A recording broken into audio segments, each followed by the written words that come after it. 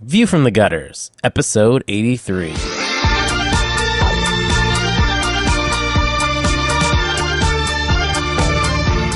Welcome to View from the Gutters, the comic book podcast where each episode we discuss a collected edition, trade paperback, or graphic novel, and then recommend and vote on the book for the next episode. Warning: the discussion portion of this show has massive spoilers for that book. On this episode, we discuss Batman Knightfall, Volume 1, and, to skip ahead to the recommendation section, skip to 133.30. Welcome to View from the Gutters, What? episode 80-something. It's not October yet. You can't break out your tales from the dark side. I think he was George trying A. to be Romero. Bane, but a squeaky-voiced Bane. Oh, is that what that was? No. It was definitely like a Crypt Keeper voice. It was my creepy voice. Yeah. You save it for October, bro. Oh. It's Batman month right now. No, I'm being Bane. Dude, my creepy voice is just a deep voice. Yeah. That's not very creepy. It's not creepy. It's I'm not not What if I really. start talking I'm- about creepy things What? like the blood was quite black? I'm still kind of into it. I'm not going to lie. not feeling it. Can we talk about my book now? I've Welcome seen to- blood in the moonlight. Yeah, Welcome well, to View from the it Gutters, looks quite episode black. 83. I'm Tobias Panchin. I'm Andrew Jordan. I am Joe somebody. Pretty. Are you sure this is 83? Yeah, I it's think 83. it's 84. No, I it's thought we 83. did 82 last week. I don't know. I promise you it's 83. I've I never am heard 82. us say it was 83. Wait, 83. Do we have to do this every week? Yes. Where we argue about what number it is? Yeah, that's part of the show.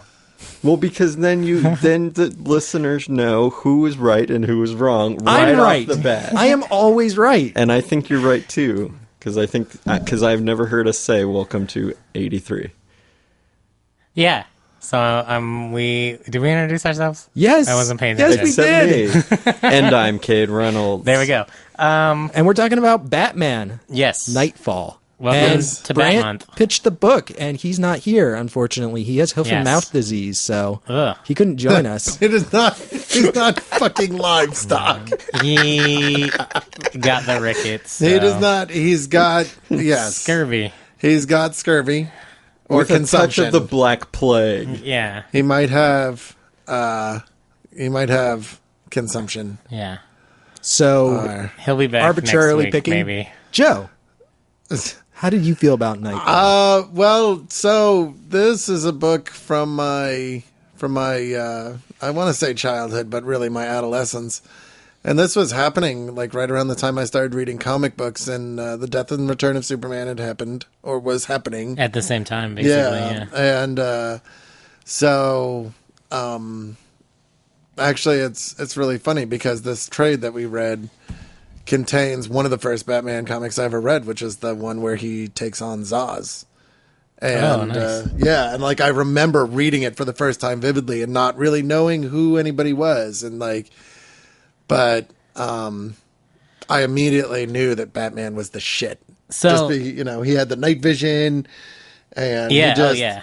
looked like such a badass. Wait, what were we gonna... Oh, I was just going to say, this is our first episode of Bat Month. Yeah. So it might be cool on this first episode of Bat Month. This was the first comic you read of Batman. But Yeah, what was it your was. first exposure to Batman as a character? Oh, Do you remember? Fucking absolutely. I mean, I grew up watching reruns of Adam West Batman, but the first time I wanted to be Batman was Tim Burton's Batman. So was you watched Michael Adam West Keaton. first and then... Yeah, just Okay. random episodes and stuff. Because, so my mom grew up in, not really upstate New York, but, the bottom part of upstate New York in the Hudson Valley.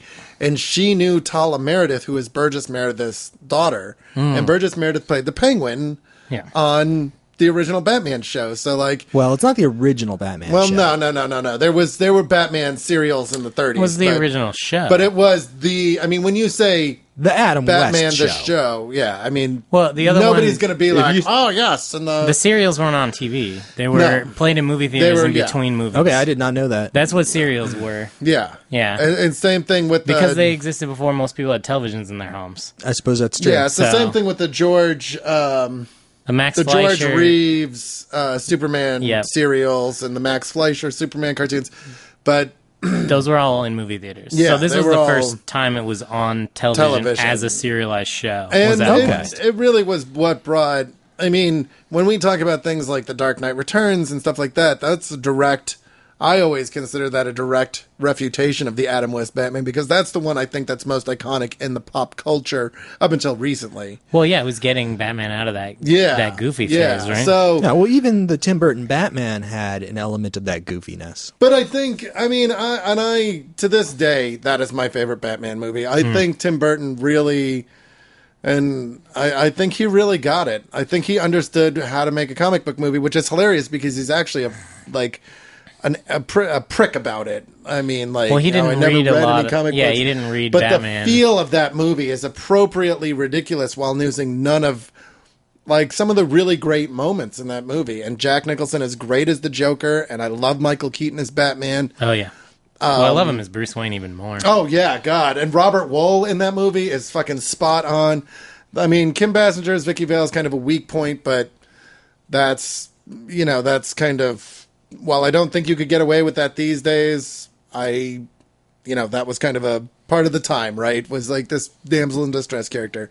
Yeah. But... I mean, everything about that movie fucking just rocked my world. And the soundtrack by Prince, the way it was shot, the way Gotham looked. It was like, I think I was like 11 or 12 years old.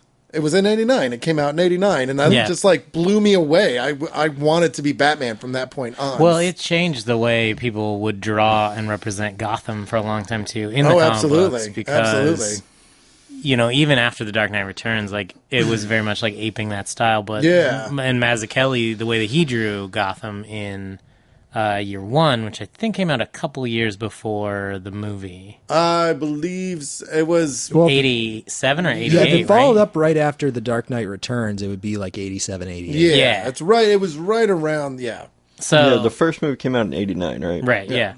So, I mean, like, I think it shaped that first Tim Burton movie shaped modern era, the Crisis era Batman, as much as The Dark Knight Returns in Year One, if not more in some ways. Well, honestly, absolutely. I feel like the animated series had the larger impact. Right. Well, like in Knightfall, we have Montoya and Bullock running around. Mm-hmm. Those are animated series characters. but I mean, Bullock isn't. Renee Montoya is. Okay. But the thing is that without Batman, you don't have Batman the Animated Series. It was because Batman was so successful. Well, but I agree with Toby that, like, you can see phases. This is pre-Batman the Animated Series. Is it? Yeah, it is, because this is 93. Yeah, 98 it is. It is the Batman the Animated Series. No. Batman the Animated Series goes back to like 92. I feel like they came out about the same time. I'm thinking of the X-Men series was 98. The Robin costume from right you might after be right on this. that. Wait, the original X-Men series came out right around the same time as the first season of Batman the Animated Series. So that was early 90s. Yeah, so Was they it were all both earlier? early 90s. Okay. I'm going to look up the animated series, because now I'm curious, because I thought this was pre-animated series, and now I'm... But I think you're right, though. The Robin costume... Didn't we talk about that on the last episode, where the Robin costume that Tim Drake had right after this was the one mostly associated with Dick Grayson from the animated series? Yeah, he's wearing it in this. It's that long green pants one. Yeah. It's this one. 1992 it premiered. Okay, so this is right after the animated series had started. Yeah. And probably right after he got that costume. Well, he has it in the second episode of the series, and the second episode of the TV show. But I don't remember when Tim Drake was introduced. That this is probably right after. Tim Drake wore that costume always. And considering the lead time that it takes to make an animated series episode, I'm sure that they had concept art for that character well ahead of time. Oh, absolutely. And it's entirely possible that DC went, well, we've got this Robin costume that's going to be in the animated series. Let's get our new Robin, Tim Drake, in that same costume. Well, he premieres as Tim Drake in 1989. Yeah. And as Robin in 1989 as well. Because Batman was Robin-less for at least a little while, and I was in elementary school when Jason Todd died. Well, he died... In 87? Post-crisis, yeah. Yeah. You're old. Oh, I am old. That's like, very old. I remember having a conversation. I remember the first conversation I had about Batman the comic books was with a kid that was telling me about Robin dying and how they set up a 900 number, and everybody voted to kill poor Jason Todd. My older brother's friend, Matt O'Hara, who I hung out with, both of them, he voted in that poll several times. I remember that happening. And I'm a few years younger than you, and I think that there's a big gap there because I was too young to watch that Batman movie when it first came out. Yeah. Like, I was only 6 or 7 years old. And I remember going to see it, and it was a revelation to me. And even the second one, like, of course, Michelle Pfeiffer was in it, and back then I was madly, madly in love with Michelle Pfeiffer, but... Who wasn't? Yeah, right? So... when I started... Can I also say, I'm reading the Wikipedia article for Tim Drake right now. Oh, go ahead. Someone out there with a lot of time on your hands, please fix this article. It's fucking awful. Like, literally, I'm sorry, I'm going to read you a line from this. It says, noting that Batman had grown reckless and violent following the death of the second Robin, Jason Todd. That's Frank Miller's influence. Who was murdered by the Joker, Drake decided to intervene, and Batman eventually enlisted him as the third Robin after the death of his mother, crippling his father. Period. Jack Drake also appeared in Identity Crisis. Period. Like, he's appeared in a lot of shit, bro, not just Identity Crisis. Right? And then they go on to explain what he did in Identity Crisis. Well, he plays a bigger part later on in the Knightfall saga, Drake. And then it says, this is all introduction, and then it's like, Captain Boomerang threw a boomerang, spoilers, that killed Jack Drake. As a result, Tim became an orphan, continuing the long-held tradition that Robin is an orphan. And then it says, before joining Batman as the new Robin, Tim Drake was given a modern redesign of the Robin costume and sent to train abroad with numerous masters. All of that abroad is out of order. That is very out of order. Yeah. Anyway, we are reading Hold on a second. Yeah. Come on, Wikipedia editors. Get it together. Yeah. Yeah, don't do that. So I wanted to talk a little bit because I just forgot what I was going to say. That's good, because I'm not fucking done yet. The next person that interrupts me is going to get fucking shivved, all right? And that's all I'm just saying. I'm just saying that I'm a man on the edge. It's going to be Toby. I'm closer to you, though. I will cut a motherfucker. Go. So I'm not saying anything. I was going to say that I saw Batman was my first. Yeah. The movie was my first introduction to like comic books. I was aware of them in this kind of like peripheral way, but I had friends that lived down the street from me that read Spider-Man, and I slowly started getting into comic books. And then by the time I was 16, I was buying them regularly, and that's around the time that Superman was. They were killing Superman, they were doing Knightfall, they were doing Emerald Twilight, and that's kind of... I think that was a really cool time to be a part of comics, because DC was kind of shaking things up for the first time since Crisis, and I didn't know about Crisis back then. I didn't read Crisis until I was an adult, but I knew that Batman was awesome, and reading this is really like... I mean, I know there's parts of it that are kind of very, very... of the era it was made, and I don't fucking care. Like, I love this story, and I love it unironically and completely. It's very, very 90s, and I just don't care. Like, before we get too much into Knightfall, I want to know the other guys, how they got into Batman 2. I just want to keep going with that real quick. That was actually what I was going to start talking about. Kate, go ahead, Kate. Kate, what was your very first exposure to Batman, if you can remember? Okay, well, I do remember the original two movies, Batman and Batman Returns. Yeah. But I was too young to really understand them. Mm-hmm. And so I remember, like, it was either Batman Forever or Batman and Robin, which was the one... Batman Forever was the third one. Okay. And was that the Val Kilmer one? Yeah, Kiss from a Rose. Great soundtrack, awful movie. Yeah, Val Kilmer had Jim Carrey as Riddler. And, okay, that is Tommy the Lee one. Jones as Two-Face. That was the third. So that is the one where I was like, "Oh my god, this guy is cool." Yeah, and he was Val Kilmer, and I've loved Val Kilmer ever since then, even though he gets so much shit. Since Real Genius, man. That was the Batman movie where I went to the theater because it was 95 degrees, and it was like the second day that it opened. and I was the only person in the theater, and I didn't leave because it was 95 degrees. Wow. And it's Val Kilmer since Top Secret. I don't think I've ever seen Top Secret. Oh my god.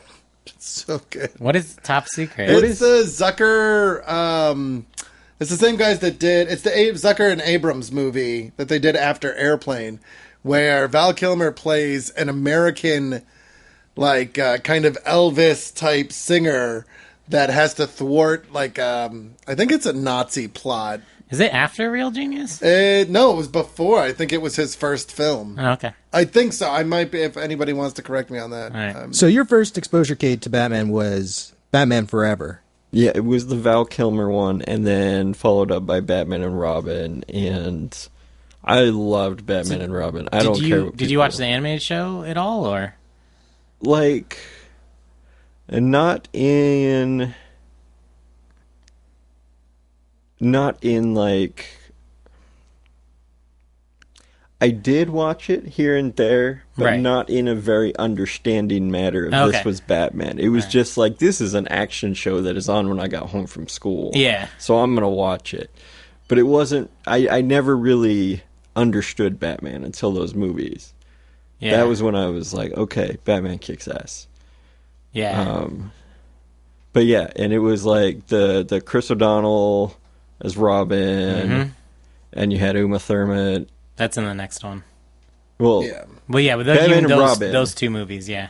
Best Batman, worst movie. Chris O'Donnell's in Batman Forever as well. Oh, okay. A lot of people get that confused because it would make sense for Batman Forever to be called Batman and Robin, but it's not. Yep. Naming guys. Okay, I do remember that. But then there was but Alicia Silverstone was only in one. She was in Forever. No, she was in Batman and Robin. Batman and Robin, that's what I meant. Which is funny because it's like Batman Forever has Batman and Robin. Batman and Robin has Batman, Robin, and Batgirl. For 5 minutes. And Arnold Schwarzenegger. She's in it for more than 5 minutes. She's only in it as Batgirl for like 5 minutes. Yeah. That's fine.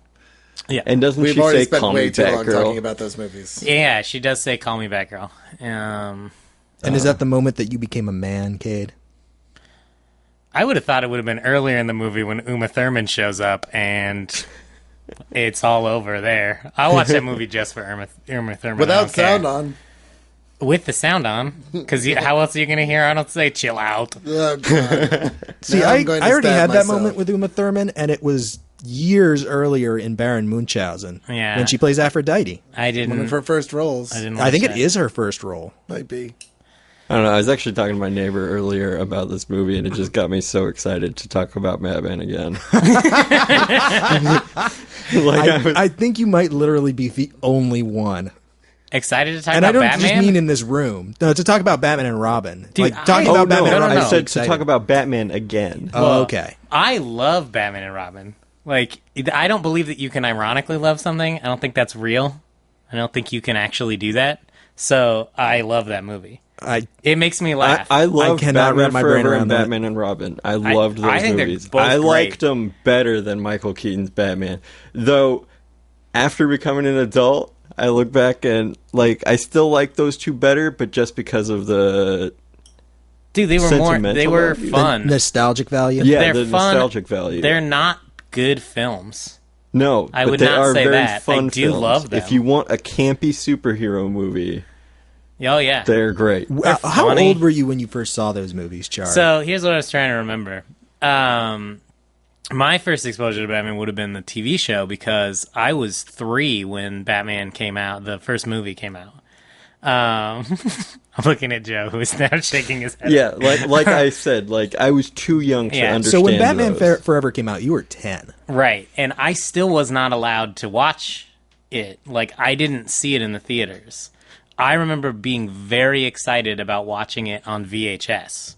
I think that was the first one I saw. I may have seen Returns first. I may have seen that one first. Just because, it was 2, but I was not allowed to watch the first one until I was, older. My parents just didn't own it. We owned 2, 3, and then eventually 4. And, my parents were really strict about what movies I could watch until I was about 12. And then I think I watched Lethal Weapon for the first time, and they were like, nah, whatever now. The damage has been done. The damage has been done. This is irreparable. And so I watched the TV show first, and then I think I watched Returns. But it was years before I watched the first Batman movie. So I don't really actually like that one that much because it's not Batman Returns, which I think is more fun because it's like got... Well, I love Batman Returns, too. It's got an amazing cast, I think is why I love It's got an amazing cast, and I love the way I love the way they shoot Catwoman's scenes, too, with the kind of slightly fisheye lens. And I think Gotham looks a lot cooler in Returns than it did in Batman. The main thing I remember about Returns was that either Camel or Marlboro paid a shit ton of money for him to throw a bad guy into a truck that set it on the side. Oh, nice. I just remember... Because it's got that great iconic penguin. It's got the scene where the Batmobile's like driving and like Penguin's got it remote controlled. That's actually that's my least favorite penguin. Was it Danny DeVito? Yeah. Well, I think his performance was excellent. I just think that's not the Penguin come to recognize, but in no way is it. I still love it. Yeah. But they're like. Well, then it's got Michelle Pfeiffer, but it's also got Christopher Walken. Yes, it does. As an amazing villain. And there are so many moments from those because I saw that one the summer it came out as well because they came out like 2 or 3 years apart, but. There are moments from that first movie, like Robert Wool's just standing in front of the mirror going, Bruce Wayne, it should probably be Bruce Vane. And just like shit like that. Just little things that I remember. Like Jack Nicholson's entire performance in that, I think is fucking spot on. I don't think that you will ever... I mean, no, like I think Heath Ledger did a great job acting in that. I just don't necessarily care for that Joker. As every Joker is immensely different because one of my least favorite parts about Joker just as a character is every single writer writes him differently. Yeah. So my favorite Joker will always be the animated series Joker because that's the one I first that's Paul Dini's Joker, which I think is my favorite as well. He writes him well. But, there's this huge soft spot in my heart for, Cesar Romero, who did a great fucking job, I love, but again, like is so different from Jack Nicholson's performance, who's so different than Heath Ledger's performance. And I mean, Jack Nicholson for me just left this indelible impression on my mind. And I think that's actually why I love Paul Dini's Joker so much, is because he reminds me of that. It's like, it's not. There's malice there, and there's. Evil there and there's murder there, but it's all just a big joke to him. And that's the thing. And if he suddenly decides halfway through doing something that the punchline isn't worth it, then he's not going to fucking do it. He's not somebody that's doing this to be creepy or to make you he doesn't really give a fuck if you're scared or not. It's all about him. It's all about he's a comedian. It's all about the punchline. Yeah. Like, can I get that laugh? Yeah. And it's except his laugh is, I just killed like 50 kids. Well, I mean, again, comedians only make comedy they think is funny, or only should make comedy they think is funny. Well, I think successful comedians do make things that they think are funny. If you're not going to laugh at it, like, you don't want to perform it, right? So, like, that's the whole Joker is, like, he's psychotic. Yeah. So the shit he thinks is funny is not actually funny. No. But he does it anyway because he will laugh at it. Like he's having a laugh. Yeah. Honestly, one of my favorite Batman the Animated Series episodes is the one where the Joker enters the comedy festival because he still wants to prove that he's funny. I love that one. Well, there's a great Christmas episode of like Detective Comics, or maybe it's the Batman. I can't remember which one, but it's basically the Joker with a gun in a station wagon, and he's kidnapped Robin, and he's just driving around. And, like, sometimes he shoots people and sometimes he doesn't. And then he's got the gun to Robin. And, like, at the end, he just leaves Robin there and he's explaining to him, like, why he's doing the things he's doing as best he can. It's just, and it's a Paul Dini issue. And I wonder how much of that has to do with, because you have people swearing up and down that Alan Moore wrote the best Joker. You got people, and I'm just like, no. Well, they're all different. Yeah. They are all different. And everybody's going to have a different favorite. That's kind of the point of it. Yeah, and I think, I mean, I just think they're all wrong. No, I'm just kidding. I'm just kidding. Well, I think it's an interesting topic because I think it's something that kind of... Well, there's, 50-something years of... Well, it's probably like 70 years of the Joker. 75 years of the Joker, because he appears in the first Batman story. Oh, does he? I'm almost positive he does. I think he's in the first issue of Batman, which came out about a year after he was introduced in Detective Comics. Okay. I knew he was like not at the same time as Batman, but because he fights mobsters first and stuff. Well, when he first showed up, the Joker was just a clown-themed gangster. Yeah, like, he wasn't crazy. And he dressed up as a clown to perform his robberies. And if it had been up to Bob Kane, he would have died in the first issue that he appeared in. So, but I mean, so there's definitely a lot of topic about the Joker to talk about. But Toby, what was your first exposure? I always have a really hard time answering the question, like, what was it like when you first got introduced to X? Because my parents are science fiction writers. I got introduced to all that stuff like long before I can even remember. Right. I don't know if I said this on the podcast or not. I told everybody privately, I know, but I just recently found out that my mother had a letter printed in Avengers number 7. Oh, yeah. Nerd raging. Yeah. Raging that they got the geography of New York City wrong. I read that on your Facebook, I think. So, like, I was aware of Batman from a very young age. Mm-hmm. Like, I knew that I saw reruns of the TV show. I always turned them off because I thought it was ridiculous. It was amazing. We had like a couple of random old Batman comics around. Mm-hmm. We would go to the library like every single week, and I would go straight to the comic section in my local library, and there were like collections of Batman stories, and I would read them. Like library bound or? Yeah. Oh, nice. They had, I would read like Doonesbury and Garfield and Farside, and then they had like a Batman collection, and they had a Star Trek comic collection. Oh, cool. And like a few other random just like collections of comic books. And so I was aware of Batman as a thing, but my mom was a Marvel fan from way back. DC Comics at the time that I was growing up, which was kind of the like right when Crisis was happening in the post-Crisis era, like there was still kind of that Silver Age stank on it. It was very similar to like where we are now with DC, where it's like they haven't quite figured out what the fuck they want to do with this new universe. Right. So like we weren't buying DC Comics. I wasn't really invested in them as a thing. But like I had a Batman toy and I had a Superman toy. And I was too young to watch the movies when they first came out. So my first real introduction to Batman, the time that I really got into him, was the animated series. Yeah. And I would sit there and I would watch that with my brother and my dad, and we watched every single episode, and I thought it was amazing because it's Batman the animated series. Like I think you would be hard pressed to do Batman better than that show. Yeah, like there are different Batmans that are good, but I think when you're talking about Batman as a concept, I think the animated series did it the best, most consistently. Yeah, I would agree with that. But I never went past that and went, I'm going to pick up a Batman comic book. And like, my brother's friend Matt had Batman comics and I would read them sometimes. And a lot of times they were too dark for me because at that time I was still like 7, 8 years old. And it was like Shadow of the Bat when that was coming out. Oh, yeah. Like that was the dark Batman. So really it was the animated series and then the movies.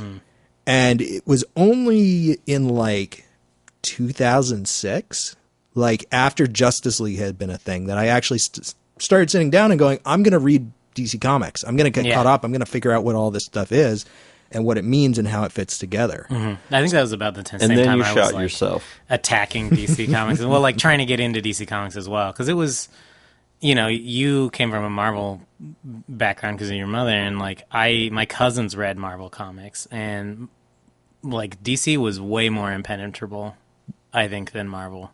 But it goes back and forth. Yeah. Like, the thing I think I said to Joe earlier today is I really like Batman as a concept. The more Batman stories I read, the less I like Batman. Because I think he works really good in concept, but I think that there are a lot of people who don't know how to write him very well. Yeah. And we've read some of the best Batman stories, and I really enjoyed those. I think Batman Venom was great. The Killing Joke is really good. Like, there are good Batman stories out there. But then sitting down and reading something like Knightfall, like, every single issue made me hate Batman a little bit more. Because I was just getting more and more frustrated with it. So, I think the thing that I find is that Batman is a great character that people get interested in before they find who their actual favorite superhero is. Well, I think that what I'm hearing, like, going around, like, listening to you guys, like, talk about how you got into Batman was, one, you guys are all fake fans because you got in via TV show and movies. So you guys are fake nerds, not real nerds. And when it comes to Batman, I will accept that. Nope, you guys are all fake nerds. And two, I think that Cade, you're kind of onto something, but I think what it was Batman had more exposure than so many other superheroes. I mean, Superman was not our generation. Like, the Superman, the Christopher Reeves. It was like late 70s, right? So, it was like 70, I think it was like 77, 79 or 80, and then like 82 and like 85 or something like that. But by the time that we were really like starting to consume this stuff, and by the time I was alive, in my case, the Batman was the one that they were making the movies and the TV shows and all that stuff about. And so it's not surprising that we got into some comics in a way because of that, because it was like that was the comic book guy. And I'm going to be really interested to see like how many kids go see. Because comic books cost a lot more money than watching TV in your parents' room after school. Well, because because that was free.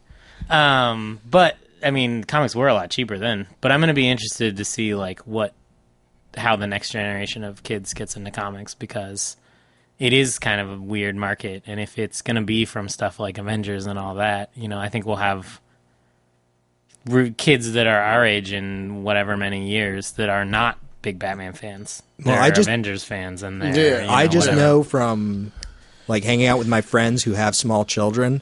Like, I went to a child's birthday party a few months ago, and he was dressed up as Thor. Yeah, and it was an Avengers themed party, and all the kids were dressed up as Avengers characters. Yeah, and like he got all Avengers toys. And, like, See, that's the thing that he cares about. Batman that's the thing that he's X-Men. passionate about. Yeah, oh, absolutely. Yeah. And I think Kay's right. In our generation, like, it was the Batman cartoon and it was the X-Men cartoon. And Spider-Man to some extent. Yeah. But that was later, I think, right? Well, yeah, I mean, Spider-Man was a little bit later. I think X-Men was like 92, 93, like right around the same time as Batman. I think Spider-Man was like 95. There was Spidey and Friends or whatever the Spider-Man and His Amazing Friends. That was not during our generation. No, that was my generation. That was my favorite cartoon when I was 3. Yeah, but that wasn't airing at the time. Yeah, it was. Oh yeah, no, it was, because I watched it. I would watch it, and I was. That was on like 1985. Really? Yeah. That show went way back. And I thought that show was on in like 1970. That's why I remember seeing the Iceman. No. It was on in the 80s. Iceman was on the X-Men, and I was super fucking confused because I'm like, wait a minute. He hangs out with Spider-Man. What the fuck are you trying to sell me, Marvel Comics? Well, they also made the Human Torch a girl. They did. I always thought that that Firestar show was on at like the same time, like a similar time as like Thundar the Barbarian and like. Yeah, that was Thundar the Barbarian is older. Yeah, and like what are the ones with the Bleep and Bloop? The Herculoids. Yeah, the Herculoids. Was it not a contemporary of those shows? No, it was later. It was later. It has much the later. worst animation I've ever seen from a show in the 80s. Oh, it was terrible. Because it looks like terrible 70s animation. Oh, it was trash garbage. Okay. It wasn't as bad as 70s animation, though. It was a little bit... It was better drawings, I know but you're not worse talking animation. shit about Thundar the Barbarian, because that was the best show ever fucking created. Oh, don't get me wrong. I love Thundar the Barbarian. Thundar the Barbarian had Jack Kirby working on it. How could you not like that show? Absolutely. That's I'm just saying, like, Voltron is the 70s, and it looks better than Spider-Man and Its Amazing Friends. I mean, like, it is not a good show. I don't recommend watching it. It was also animated in Japan. Yeah. Where they're better at animation. That's just the thing that happens. But, I mean, I don't know. I think like the Clerks cartoon. They sent it off to some Asian company to get animated. No, dude, the Koreans are insanely dope at animation right now. If you've been watching Avatar The Last Airbender or The Legend of Korra, that is all animated in South Korea. Or Venture Brothers. Studio Mir, I know, does Avatar, and that animation is amazing. Venture Brothers is animated in Korea. Also amazing. Oh. They're not just better quite over the there. same level, but Yeah, they have Wow. a great animation industry in if Korea. you want to get into this nerd moment, the reason is because it was too expensive for them to do live action film in Asia. Like they didn't have they didn't have Hollywood because Hollywood is expensive. But the budget for animation is a bunch of guys in a room. And so it was a lot easier for them to make animated films than it was to make live action films. So they didn't make live action films, but they made animated films, and they made animated films that were not just cartoons. They weren't just for kids. Yep. And that's why that animation is so much further advanced than animation in the West. Their animation was really cheap for many decades, and it was only really like in the 80s that it started taking off and being really awesome. Well, it was a lot of guys like Tezuka and those early manga writers and illustrators were heavily influenced by Disney, because Disney in the 30s, 40s, 50s, even 60s there was no one, they had no peer, they were without equal in the world of animation. And that started to change when these more animation studios who were influenced by Disney films really took off. And so I think in the 70s you can find examples of really outstanding Japanese animation that surpasses Disney stuff. So yeah, well, a lot of the early stuff they were filming at 8 frames per second.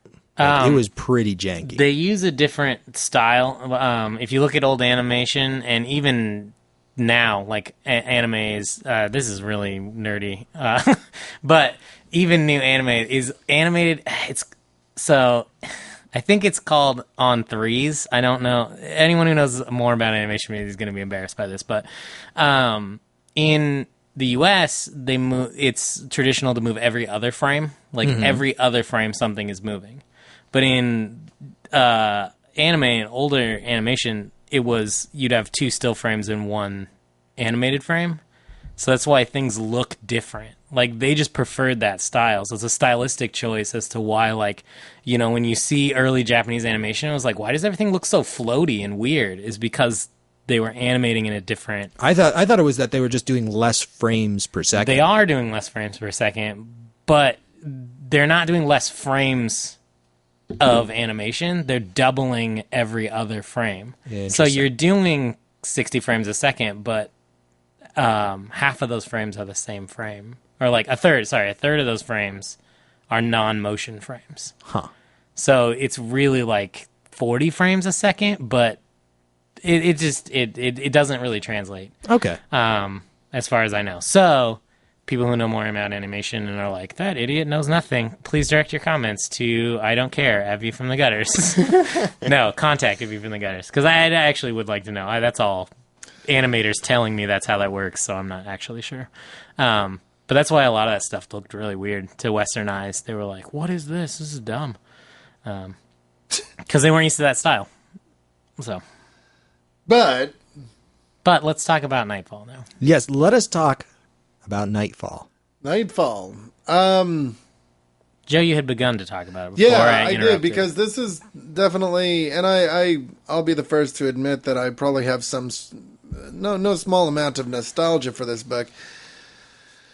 I think that this exemplifies DC in the 90s for me. I think Azrael and becoming Batman and just his costume is very fucking, you've got the pouches everywhere.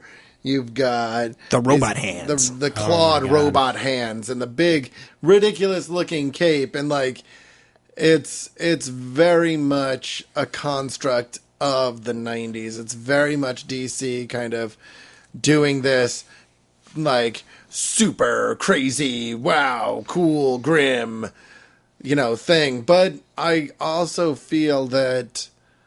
And they're critiquing it at the same time. No, absolutely. It is definitely a critique, because when you look at Jean-Paul Valley and you look at where he comes from and you look at what he, the system, right? Mm-hmm. He doesn't think about anything he's doing. He just does it, which I think is definitely a critique of the modern grim and gritty comic movement. It's well, you're just kind of doing this on autopilot. No real thought is going into it. And I think that... he hates the detective work aspect of it. Yeah. Tim Drake is constantly afraid of him. Yeah. Tim's kind of our window into that world. Yeah, and to some extent, like, there's this great conversation at the end where Tim is talking to Dick as Nightwing, and he's like, Dick's like, why didn't he ask me? I would have done it. And Tim's like, yeah, but would you have wanted to do it?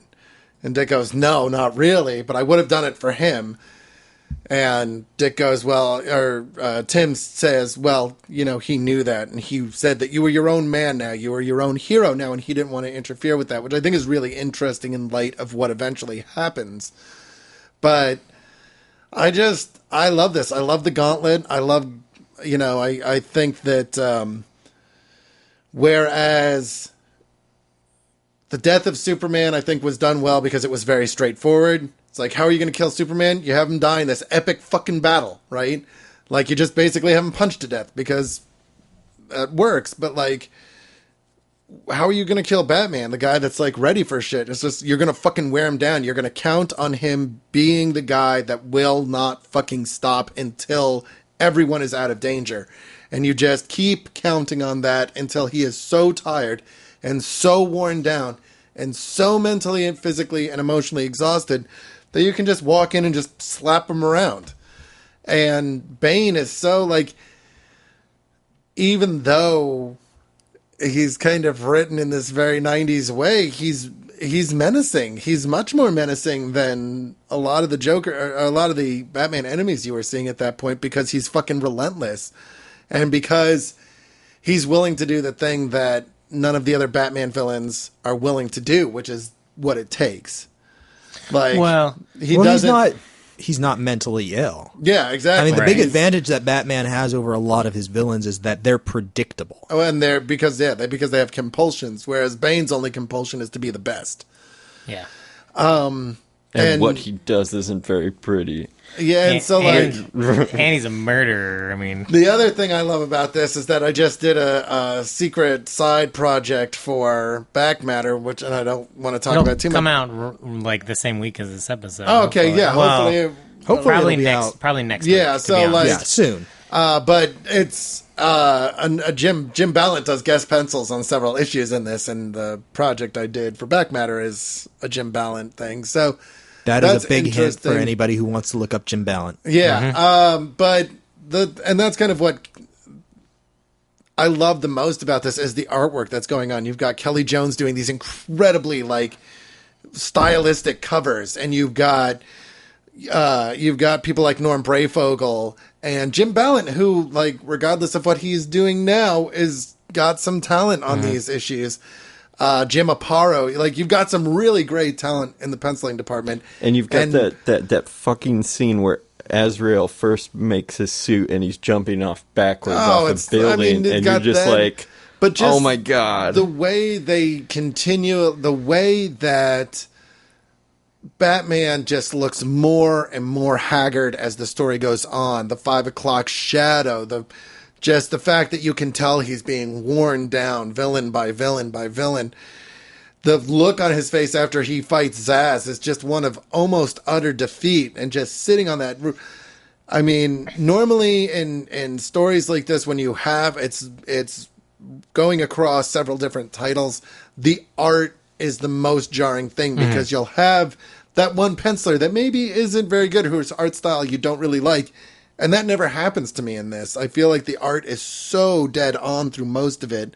I find it a little bit just because, you know, you are going from artist to artist. Yeah. Like, I do like the majority of art in here. Most of my complaints with the art is it was the 90s and the technology of making comics sucks dick. And so there's like lots of problems where, like, the screening doesn't line up and, like, the colors are wrong, and, like, that always drove me crazy. That was my first real notice of color, and why I, like, love color now, is because that drove me crazy as a kid. I was like, why can't they just put the right colors in the right boxes? I can do that in my coloring books. So you have that shit going on. Yeah. I want to go back in time and interview, like, 8-year-old Andrew Chard complaining about colors. To be honest, you are right now. Nothing has changed. Absolutely nothing has changed about me in those years. My beard is now longer than it was then.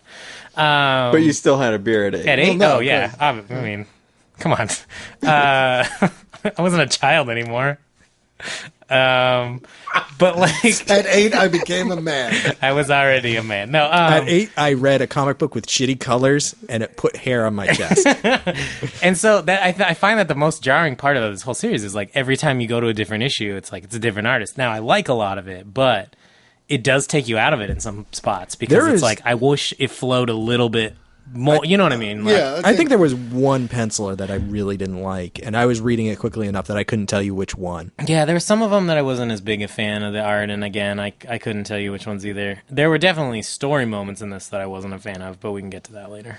Well, yeah, I mean, like, Bane is a pretty good name for a villain, but his henchmen are called Bird, Zombie, Trog, and Zombie. Which is incredibly 90s. But they were named in they're like prison nicknames. It's like, what but do you the want? thing is like they're on the nose prison nicknames, and it's like, but they were prisoners. No, They're not absolutely. gonna And the be thing is, like, I love that about it. I love the fact that, like, Bird, come in. Where is Bird, come in. Where is the bat? You know, it's like, I love that every once in a while Bane just busts out some Spanish to remind you that he's Cuban or from wherever the fuck he's Santa from. Prisca. Santa Prisca. That is so racist. Yeah, and Santa Prisca, which we saw in Which is an analog. Batman Venom, right? Okay, so anyway, quick aside. If you want to listen to all of us talk about Batman Venom, you can go Except back. me. Except for Kate. Go back. Were you not on that one? No. That was before I joined. That was my Okay. first That episode. was your- And Cade came in like a couple ones after Okay. me. For some reason, I thought you were on that one too. That's episode 7 Yes. of View from the Gutters. And coming this week, because I edited it today, Out of the Fridge's Batman Venom episode is coming out too. So if you want to listen to Eric Mannix and the ladies and myself talk about Batman Venom, that's coming out this week as well. And is that outofthefridge.com? Or Yeah, I believe. outofthefridgepodcast.com? I'm not really sure. If you Google Out of the Fridge podcast comics, We'll throw a link up on the website. yeah, we will throw a link on the website. Because they are also doing Batman Month this month as well. So last week I recommended Catwoman. So is this technically a crossover episode? Yeah, I suppose. Last week I recommended Catwoman, the Ed Brubaker. Yeah. We talked about that on Out of the Fridge last week. That came Nice. out. So you can listen to that there too. Because we are all doing Batman this month. And by Batman, you mean Catwoman. And by Batman, I mean yeah, Catwoman. exactly. That includes Bat Family. Bat Family. But can we, before I decided, but now, what I want to bring up is, can we talk about how much fucking cooler this Bane origin is than the one in the shitty Dark Knight Returns? Can we please? Yeah. Can we talk about just how much better Bane is? You mean Yes. The Dark Knight Rises? Rises. Sorry. in the Donut Rises? In the Dark Knight. Wait, full disclosure, I never actually sat down and watched The Dark Knight I'm Rises so because glad. everyone said it was awful. It is awful. It was I my- think literally you wouldn't make it through it. I don't think I would. Like, I don't think you could. It was my One- favorite of the Christian Bale Batman movies One, because it had an ending. you Cade, know what? I swear I'm- to God, you are a miracle. I'm Like, I cannot explain you with science. I'm glad you appreciated that movie, but I don't know how anyone could, because you'd hate it for two reasons.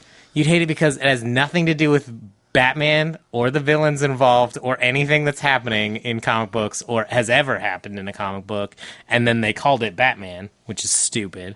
And then two, as a movie that is put together in an order that is supposed to make sense, they couldn't do that No. either. It's got entirely too much exposition. As a film, It's- just as a film critic would critique that film, it is garbage. And as a comic book fan would critique that film, it is Which also, I have. Which it is also garbage. I mean, if you'd like to know exactly how I feel about the Batman movies, you can go and read my blog post on the webpage, because Oh, yeah. I'm no... That is I correct. think I don't best- like any of those movies, really. I think the first two are decent movies. I think they're the shitty Batman movies. I think first the one was best pretty good. one The first was, one was a okay. great I think Batman the movie. best one was Batman Begins, but Yeah. my favorite one is The Dark Knight Rises. But Great. I think that...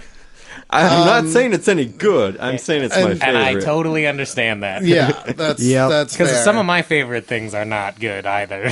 that like I know like they're not well constructed. I just love them. If I have to be 100% honest, I think a lot of my favorite things are not very good because my enjoyment of them is not predicated on their quality. It's predicated on the fact that I liked them when I was a kid and had no fucking taste. Oh god, no! I love Hudson Hawk. That's like an awful movie. I couldn't finish that movie. I think a really good recent example of it's one of my favorite things to watch is Arnold Schwarzenegger's The Last Stand. It was a horrible, horrible movie, but it was fun. It was amazing for me, and one of my favorite movies of recent memory because I could turn to Joe halfway through the movie and say, "I made you a convertible." Every time any top of any car gets ripped off, that's always my first thought. No. Dad, tell him I made him a convertible. So that issue, The Vengeance of Bane, the origin of Bane storyline, which is tied into Batman Venom because we saw Santa Prisca and the Venom drug before. I don't remember if that was originally included in the last collection of It wasn't. Knightfall. It was released as a separate trade. Because I'd never read that before. I read this trade. I had read it a little bit before. I did not read it originally. Yeah. But because it doesn't have the Knightfall like stamp on it doesn't. It doesn't. And the thing is that the cover. I think actually looking at it, it was published later. Yeah, it may have. Wasn't it 94? It was. Maybe it was. It was. I'd have to look at it again. It's one of the better things Chuck Dixon wrote while writing Batman. God, it was cool. I thought that issue was super cool. It's fucking great. And the thing is that the main problem is not that. Bane's origin in Vengeance of Bane is fucking great, and he's a great villain in this. And regardless of how you feel about the depiction of Batman or anything, like Bane, he does it. He succeeds, and I think he succeeds in a satisfying way. Okay, I guess I'm wrong. It's 93.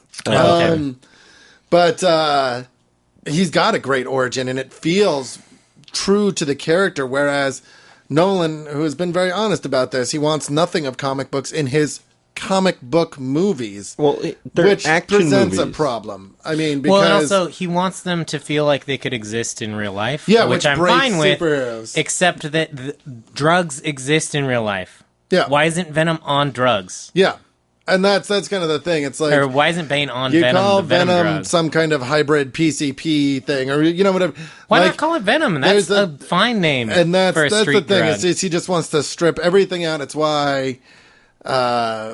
It's why he stripped out everything of Batman that made it interesting. Well, I disagree. I think that there's, I think that a lot of the criticism of Dark Knight Rises can be put on David Goyer, the screenwriter. Well, yeah, because he wrote a shitty script. But I think that what Chris Nolan put in the movies that was good was cut out of the comic books.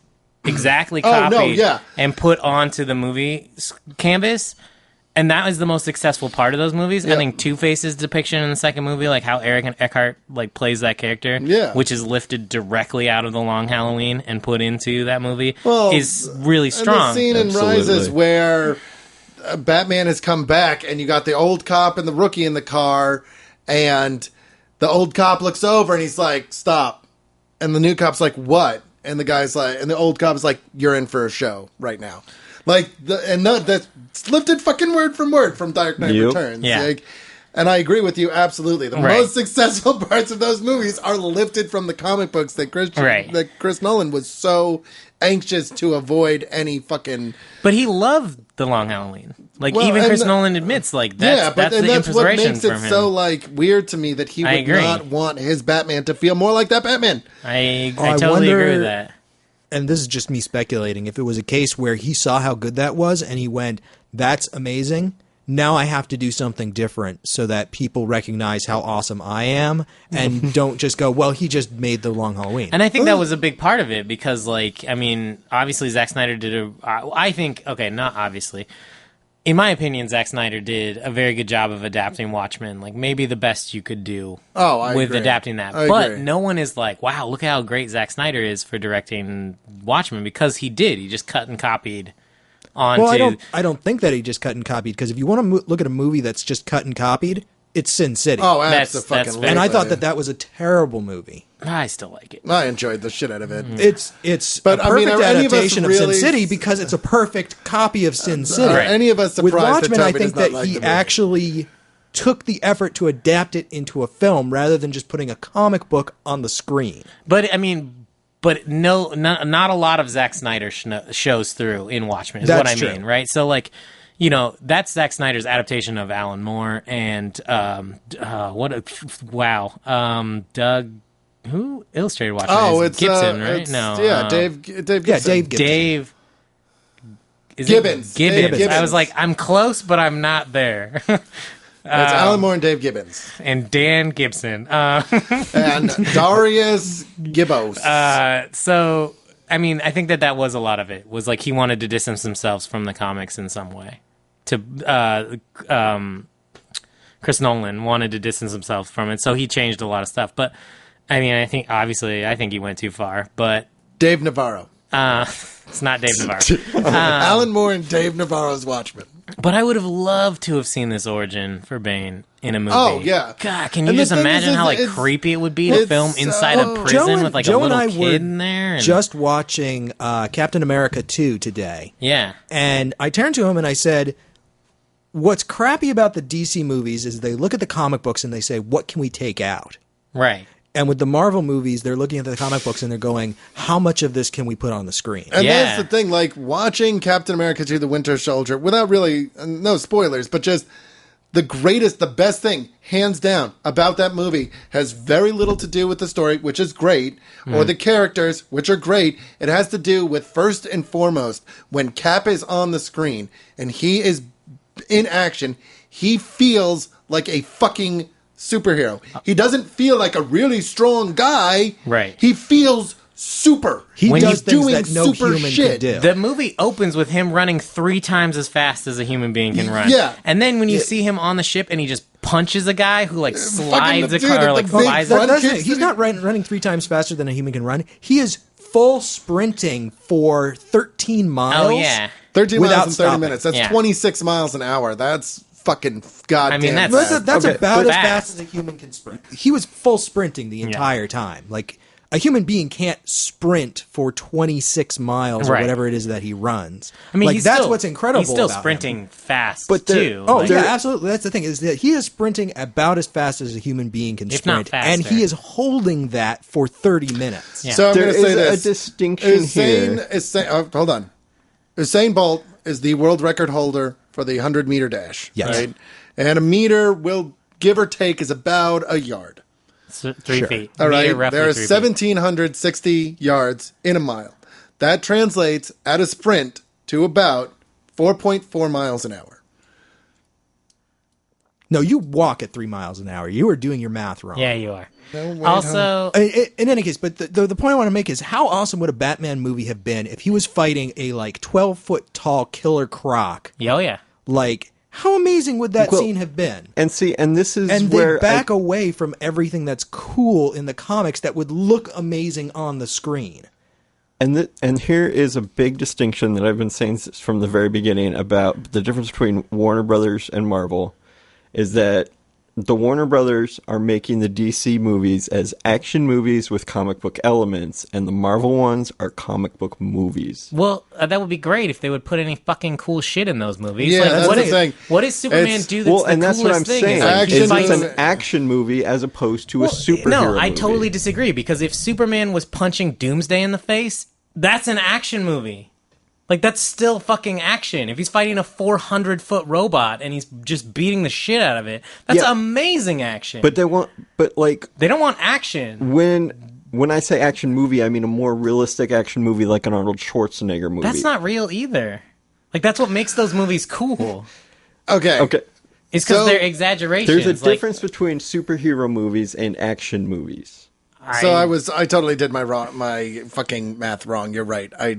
I multiplied the wrong thing by the wrong thing. Usain Bolt can sprint the 100-meter dash. He's running at 28 miles per hour. Right, and Captain America is running at 26 miles an hour over a sustained period. Right, which is to say he's sprinting as fast as a human being can sprint at a sustained pace. Yeah. For When does 30 he say minutes. they run 13 miles an hour? He says you just ran 13 miles in 30 minutes. I think he's probably exaggerating, guys. I don't want to take the Falcon as like scientific. It doesn't He matter. wasn't The measuring. point is that Captain America does impossible things Yeah. on the screen, and it that's- looks cool. And the thing is you're going to make a Batman movie where Batman is fucking renowned for being a badass, and I never feel in those movies very much that he is a badass. I do. Like, I'm more of a badass In the he Chris as Nolan Batman Batman movies? in You think Arkham so? Asylum. Like the video game, I'm more of a badass than he is in those movies. You're not a badass at all in Arkham This Asylum. is not an argument I'm You- interested in having again. You This have will to be the punch- umpteenth fucking time. You have to punch a thug 12 times before he falls down. My grandma could punch a thug harder than that. I hate that game. Fight me. Hashtag MLG Pro 420 fight me. I hate that game. What about isn't it MLG Pro No Scope? It changes every day, man. Oh. That's the joke. My hashtags get more ridiculous. Ridiculous. No. Ridiculous? Yeah, there we go. My point is that there are many problems with the DC movies that the Marvel movies do bad. One of which is that they can't fucking make a movie that's any other color but slightly brownish gray. Yeah. But when you watch Captain America on the screen, it's not that he's doing cooler things than what Superman does in the movie or doing cooler things than what Batman does in the movie. It's that he is a hero and he has lines he will not cross. He has a moral code and he cares about things. In the DC movies, they are cardboard. If you had never seen a Batman movie, those movies are not a good explanation of what Batman does. Oh, God, no. I will definitely agree that is a strong element of what makes them bad, but I think that there's more to it than that. There are a lot of things, but I think that the problem why Batman is not relatable in that movie is because you don't get a good sense of like what he is about. And this even bigger problem with Superman. Because Superman kills a guy at the end of that movie. Like, in no way is that the same Superman that we're reading, because the Superman in DC Comics would have done anything in his power to not let that happen. And it's especially frustrating considering that Warner Brothers already, I consider Superman, Richard Donner's Superman to be fucking great. That's a great Superman movie. Yeah. He feels like a superhero. My problem with that movie is not that he kills Zod, but that the emotional punch isn't delivered cleanly. I think that there's a lot of emotions that you have to read into it that aren't on the screen in order to make that really work. You have to make excuses for him to have killed Zod, too, because there's no reason he should have. Yeah. Like, none. There's zero reasons he should have killed that man. If you can give me a good reason why. Like... Because Zod was a big duty head. Yeah, that's not good enough. Like, at what point does then Superman not just kill everyone? Well, the whole point is that Haven't you been reading that DC is the birth lately? of the line. That's Superman going, I did this thing one time because I didn't see a way out, and I'm never doing that again. But that's not stated in the film. Right, and that's what I'm saying, is that the emotional punch isn't delivered well. You have to read things into it that aren't there in order to make it work. Well, you can make it work, but it's predicated on reading things into it that you don't know from watching the movie. It's also predicated on you knowing that Superman doesn't kill people. That's what I'm comics, saying. Right? Like you have to know things that aren't there. Right. That are from other sources to make it work. Because they're not well fleshed out characters in the film. Well, that movie, right? I mean, even though I enjoyed that movie is a clinic in how to strip away... That movie's a clinic in how to not make a movie. And how to strip away emotional impact. I mean, it's a terrible movie. Why that fucking... The Donner Superman movie is fucking, 40 years old? Yeah. And I still think it hits me hard. Like, when he's flying with Lois Lane, it's cheesy. 35. Okay, we'll say 35. It's cheesy and it's kind of silly. And you know what? I don't give a flying fuck because Superman feels like Superman in that. He's bright. He's wearing a bright fucking costume. Yeah. And he fucking is heroic. And it doesn't matter that Lex Luthor makes this huge leap of faith as to what kryptonite will do and never really explains why. Who fucking cares? Because he feels evil and Superman feels heroic and Lois Lane feels like fucking Lois Lane. It's like... I love those fucking... I love that movie because... we won't even talk about the music. Nostalgia. It is... no, a lot of it is, but I also look at this movie and I look at Christopher Reeve and I think he's tall. He's like 6'4". He's built. he looks like Superman, but it's his costume. His costume looks better. We've like this 35 fucking years ago. Costume looks terrible. It looks great. It's like it looks better than fucking Henry Cavill's. It looks like Superman pajamas. It looks better than Henry Cavill's. I don't know. It has a good soundtrack. It has a great soundtrack. The original Superman movie. I think that, again, it's like, you know, everybody's going to have a different Joker. Everyone's going to have a different Superman. Or that's true. But nobody's is going to be Brandon Routh. Just poor guy. Oh, that movie's fine. I did want to kind of bring this back around to Knightfall, because I don't think that we've necessarily talked about it enough. Right. And I wanted to talk about my feelings, and specifically the emotional punch issue. Because I think a lot of my problems with this book come back to the fact that, you know, Bane is supposed to be this, like, intimidating phantom menace. Like, he's in the background. He's not attacking Batman directly. He's like, I'm going to sit back. I'm going to throw things at him. I'm going to see how he reacts. I'm going to wear him down. And, you know, he launches all of these villains at Batman. So Batman's running around after all of these guys. But I did not feel the emotional weight of Batman being worn down in this series. Like, it just, I don't know if it all happened a little bit too fast, or it didn't go enough into Batman's psychology because it was too distracted and all of these other things, or maybe it's just like a stylistic thing because it's from almost 25 years back. That's now. really funny, because I had almost the exact opposite approach, where I was like, we get it, Batman's tired. Like, this show him tired and, like, emotionally broke down in every other panel. Right. They show it to you, but you don't feel it. Well, like, those emotional, emotional not, weight is there, but, like, you can see it, but you can't feel it. I don't know that you're supposed to feel emotionally bad for Batman in this story. I would argue that that's I feel like not I'm supposed to empathize with him. I don't know that that's I'm so true. tired. Like, I'm tired. I fought all these villains. Yeah. Like, I'm going through this gauntlet. I'm being worn down. And, like, you don't get that sensation from it. It's like, oh, yeah, it's the Riddler, and he's doing riddles, and oh, my God, he's strong. We got it. I'm hurt, and I'm tired. But now I have to go fight the Joker. I disagree. I don't think that you're supposed to emotionally connect with Batman at any level in this book.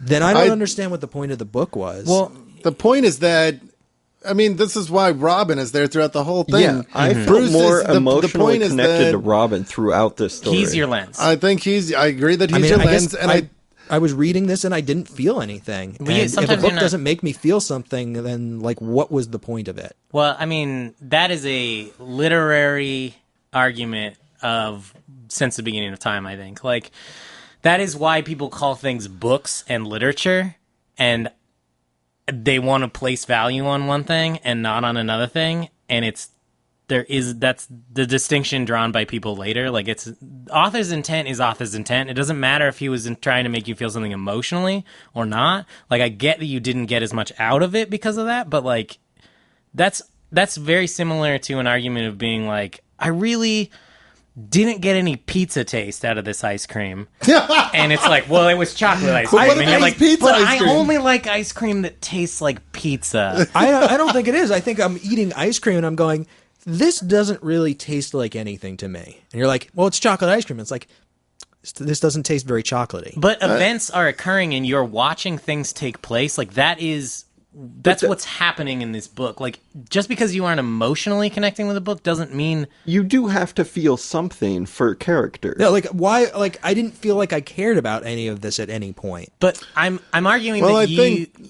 I'm gonna go ahead. Go. Because I think that one thing about you and I, what we really very strongly disagree with about reading comic books, is the reason that I can enjoy Crisis or Infinite Crisis and you don't anymore, is because sometimes it's not about feeling connected to a book emotionally in serialized comics. It's more like reading history, because it's not about, you know, you feel something for reading this. This is what is happening. Like, the writers are treating this universe like it exists physically.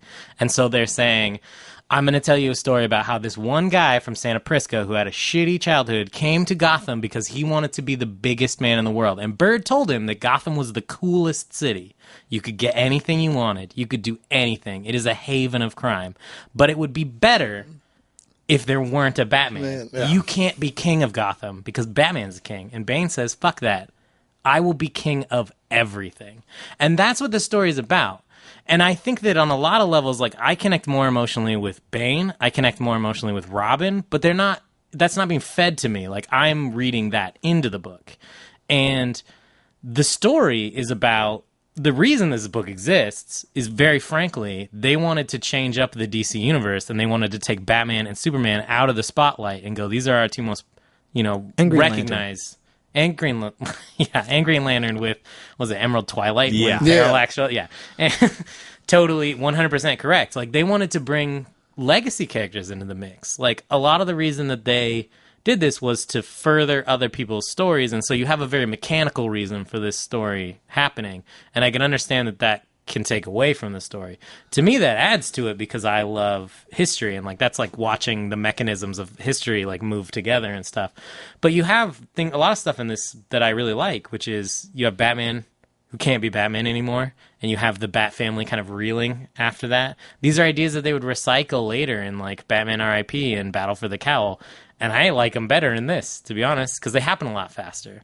My second argument for why it doesn't feel like there's enough emotional connection to Batman and why that it's too fast is because this was written in an era in which you would never read it like this. You'd never read it in a trade. Yeah, trades are and not so a great thing. You would wait like 2 weeks before you'd get that next issue of Batman being like, oh, cool, and now Batman's going after this. And like you were supposed to imply a little bit that there's time in between issues. It's something that Frank Miller would do with Daredevil, where they only came out quarterly, and they came out at the chronological amount of time that passed between the issues' release also passed in the story for those issues. And I feel like people used those kind of techniques like more. Well, yeah, I mean, you wanted, people were waiting for these. Didn't exist. Yeah, I mean, I get where you're coming from. I agree, get the arguments that you're making, and I agree that those are all valid reasons. Mm-hmm. But I don't necessarily feel like that's an excuse. Well, like at the end of the day, you feel a certain way about a story. No, I get it. I mean, like, I'm not trying to convince you to like it. Like, I know you don't. I'm not saying I don't think that you should. I think that the reason that the story is worth reading as a fan of DC Comics is more about the history than that it is like. And that's a fair point. Like moving Batman stories. Yeah, like, I mean, Venom moves me a lot more than this book does. Well, I think because Venom is much more. It's tighter. It's 5 issues. Yeah, it's tighter. It's 5 issues. It's much more personal. Yeah. This is definitely not about Batman's heroic plunge into the abyss. This is about Batman not being able to the Batman beats himself in this. Bane doesn't fucking do anything except smack him around at the end. Batman drives himself into the ground. He pushes himself way beyond where he should, and everybody knows it but him. Commissioner Gordon knows it, Robin knows it, Oracle knows it, fucking, like, that's why he doesn't talk to Nightwing. That's why he doesn't tell anybody, because it's his own fault. And I agree with Chart. I think the importance of, like, I love this book because it reminds me of what it felt like to first read superhero comics, but this is an important part of DC's history because I mean, by the end of Knightfall, after Knight's Quest and Knight's End, Bruce is back.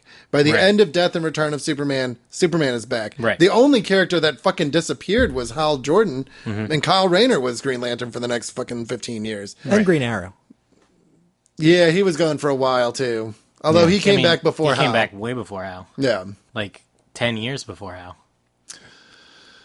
Yeah, I guess you're right. I mean, wasn't? Yeah, I'm trying to remember. No, he did. He came back because Hal didn't come back. Maybe it was not 10 years, but it was a while. Hal did not. Yeah, he came back in 2001.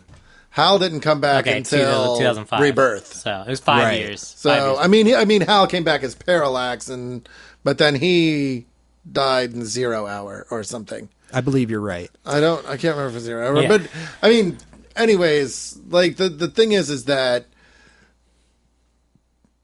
when you read about the death and return of Superman, they're talking about, the conversation always starts the same way. How do we increase our numbers? Let's kill Superman. It was something that they had said in fucking meetings for years. And it was always laughed off. But this one time, they're like expecting to laugh, and everybody goes, maybe we should kill Superman. And that fucking drove people insane. You could not get that book. It went into a 4th printing in the 90s when comics were fucking dying. Mm-hmm. Like, you could not find people who never read a comic book in their life. People who hadn't read a comic book in 30 years were running out to the comic stores. The Devil's Superman was part of the thing that really made the speculation boom. No, right. Absolutely. Every other thing was bagged and boarded and shit. What should have been the death knell of the collector's market, really, was, like, noticing what was going on. Like, all these people were buying it, expecting to save it, and pay for their house with it, right? Like, 1 million people did that. Yeah, exactly. That's why it's worth $1 now. Yeah, nobody understands that, like... Action Comics #1, no one did that with. That's why there's 2 copies left at a 9.8. I thought there were 6. Well, in a 9, there's only 2 9s left, right? Fair. Or something like that? Yeah, well, a second one, like, just appeared. Yeah, right? I just sold for some, like, millions of dollars. Right. But, this was...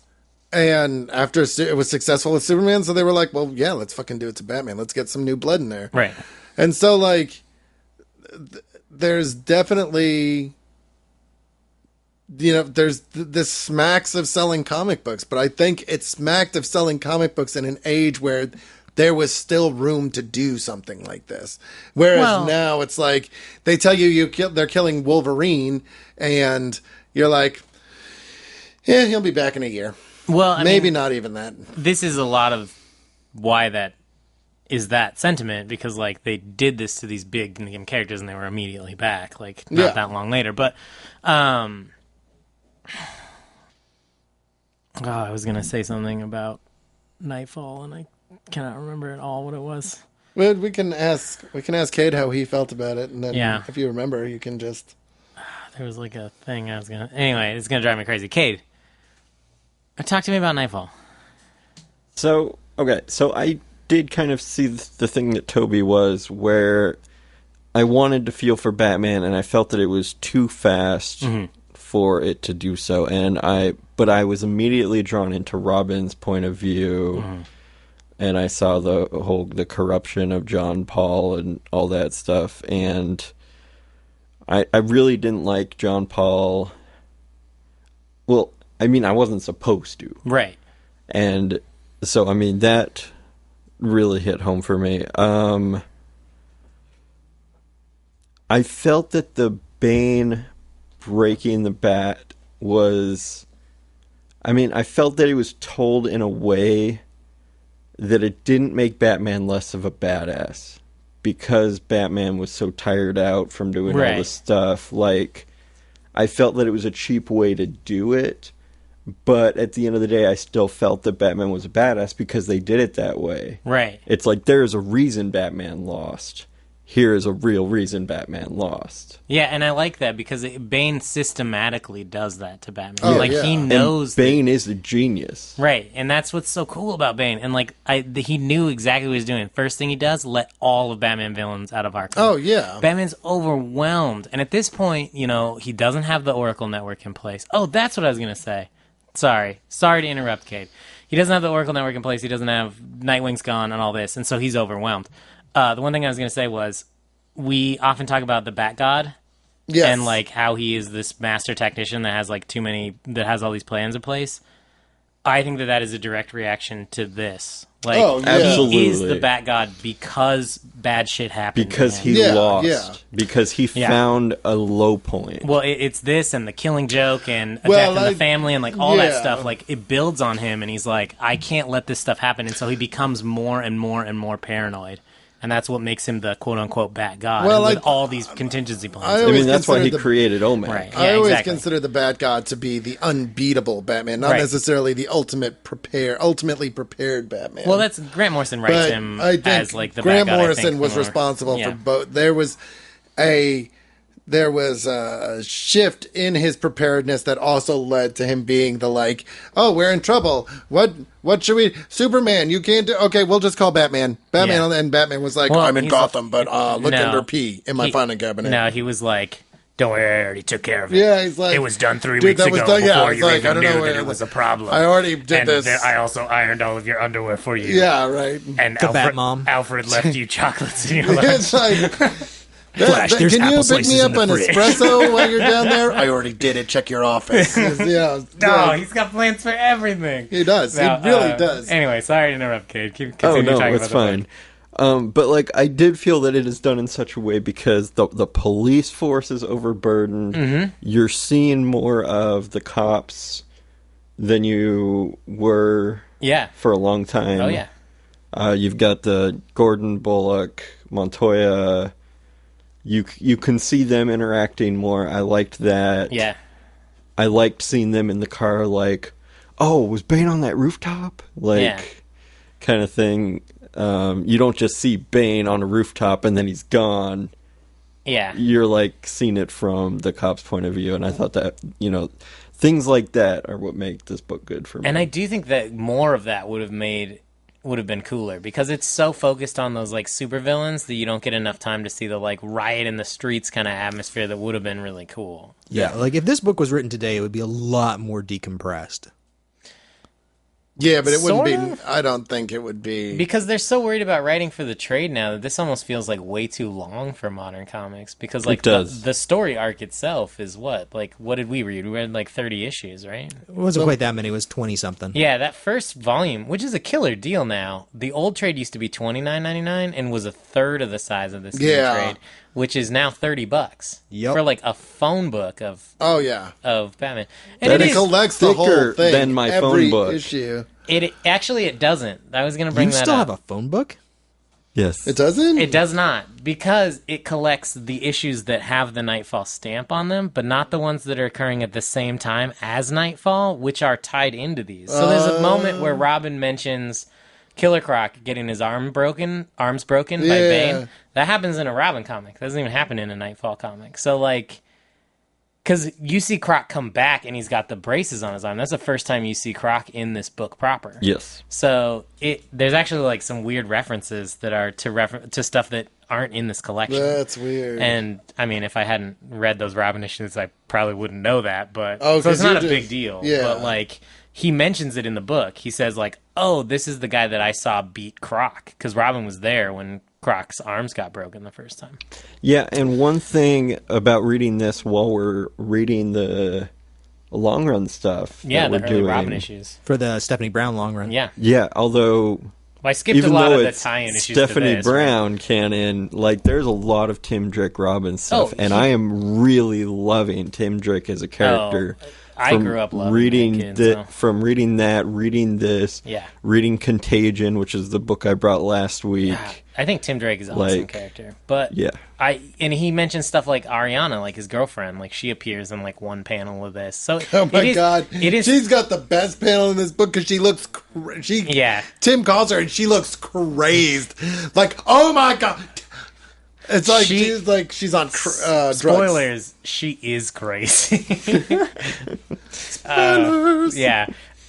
So, I mean, this does have some of the other problems that like we talk about in modern comics, though, where it's like there's all these. It's tied into so much other stuff, but because this is part of like that big serialized medium, but yeah, I don't know. I think that if this were done now, they would be a lot more concerned with like how tidy those 6-issue arcs are. You know what I mean? Yeah. Like, they would be like that first story where it's Bane shows up, and then he, like, it would end with, like, Bane breaking his back or something, and then it would be like the next 6. Because it's also tidy in modern comics. Because this kind of stuff is annoying. Like, to collect, like, 30 issues of something, because they never intended it to go in a trade. Like, it feels unwieldy and, like, clumsy. Cumbersome, one of those. Cumbersome, words. And haphazard. Because it wasn't intended to be collected, right? You were intended to read like all of the Batman books that were coming out that month. So it's a different era in comics. Do you think the death and return of Superman would have been better if it had been called Soupfall? The answer is yes. I think that brings a different image to mind. Like maybe dropping a bowl of soup. Soup Quest. Soup End. Soup's End. That's soup abuse. Soup's Fall. Super light. Maybe I just want soup. The one thing I didn't like about this book was it did not age well. but that's the problem with Yeah. comics. I mean, right? yeah. Well, that's- to a greater or lesser degree, but yeah, it very much feels of its time. God, I wish they would redo the colors in these books. I felt like 'Cause they I did don't- redo the color in the trade I have. Well, no, I mean like redo redo the them. colors. Redo. Something they do a lot when they'll like recolor something. Like they'll, we talked about it on the Walter Simonson Thor run, and they did it with like a lot of the Marvel Masterworks. Is they will like try to work in that style, like as to like do that, but which works great for books that were like originally written and printed in the 50s and stuff, because they have like a more simplistic feel. I'm not trying to put down any illustrators that drew in that time. You have some of the most amazing guys drawing. The technology was limited, but they were drawing in a style that was for kids. It wasn't that Carmine Infantino couldn't draw better than that. It was that he was drawing in a specific style that was like cool for kids to look at, right? So it was like Neil Adams, right?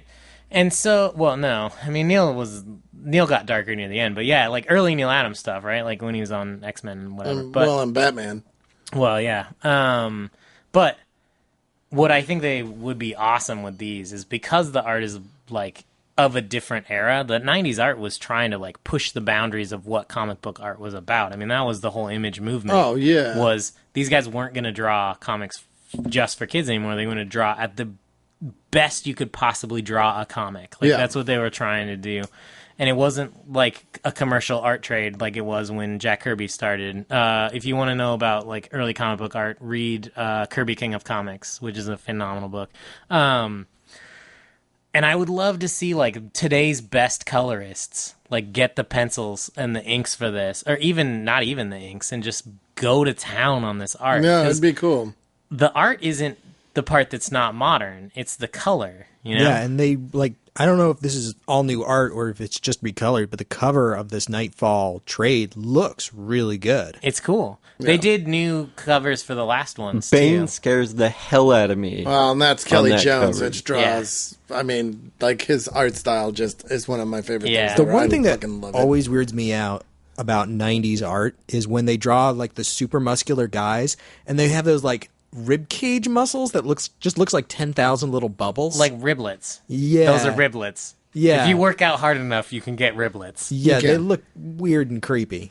They do look creepy. They're because obliques. I don't think that the people who are drawing them are necessarily like looking at anatomy books. They're just it's like, I'm going to put a lot of bubbles in here. The more bubbles, the more muscles. They were I mean, a lot of those guys were definitely looking at anatomy books. Oh, yeah, no.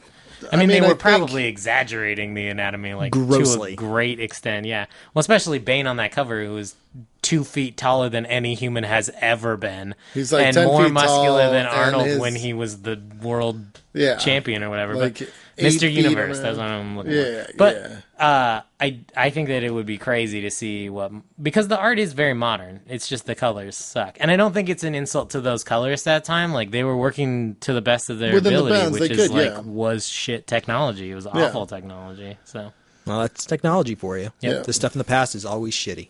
Yep. Can I say the one thing that really bugged me about this book? No. Yes. Lieutenant Kitch and Jean-Paul Valley look exactly the same. Oh. Who's Lieutenant Kitch? Did I just like assume that was John Paul Yeah, Valley? like, he's the blonde guy in the suit who's always talking to Mayor Kroll. To the to Commissioner Gordon and Mayor Kroll. Oh yeah, he has glasses. Sometimes they look completely different. They don't. No, because he's wearing glasses. In some of the last issues, they look identical. No, I know. I'm making light of the fact that that's how same face. You can tell Superman and Clark Kent don't look the same. Well, they're two separate people. Although, to be fair, the way they draw those glasses, it does look like two different people. One of my favorite lines ever in a movie still is in Miracle Men? No. What is that? What's the Mystery movie? Men. Mystery Men. That's the one I'm looking for. When he's like, Captain... What is his... Captain something? Captain Furious? Yeah. No. The captain that dies at the beginning. The superhero that dies at the beginning of the movie. It's fucking Greg Kinnear's character. Yeah.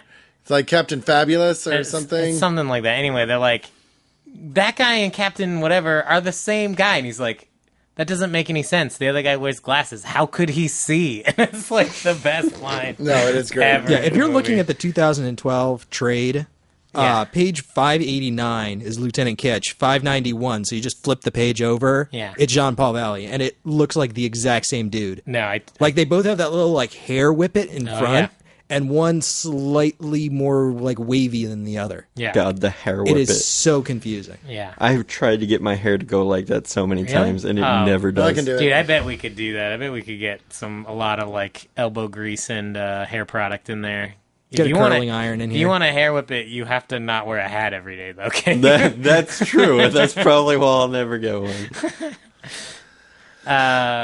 Anything else you guys wanted to say about Knightfall? I'm good.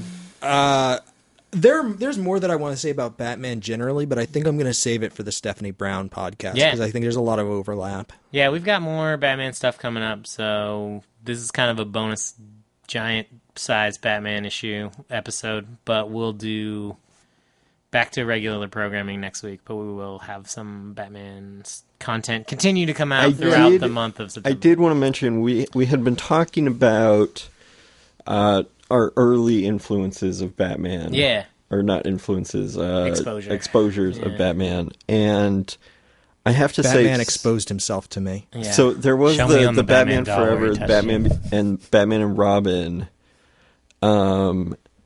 But I think what got me actually interested in the comics was Batman Beyond. Oh, yeah.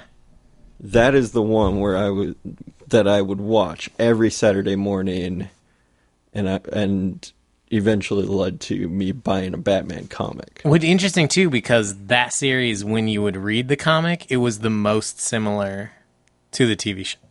Right? Because the Batman Beyond comics were always like... It was called Batman Adventures, the comic book adaptations of the Batman TV show. But when you went to the comic book store to buy Batman Beyond, your only choice was the one that was exactly like the television show. There was no Batman Beyond in like the mainstream DCU, right? Like, yeah, that wasn't a thing. If you watched Batman the Animated Series and you went to a comic book store and said, I want a Batman comic, they would be like, which one? And then you'd be like, the one like the cartoon? And they'd be like, oh, Batman Adventures.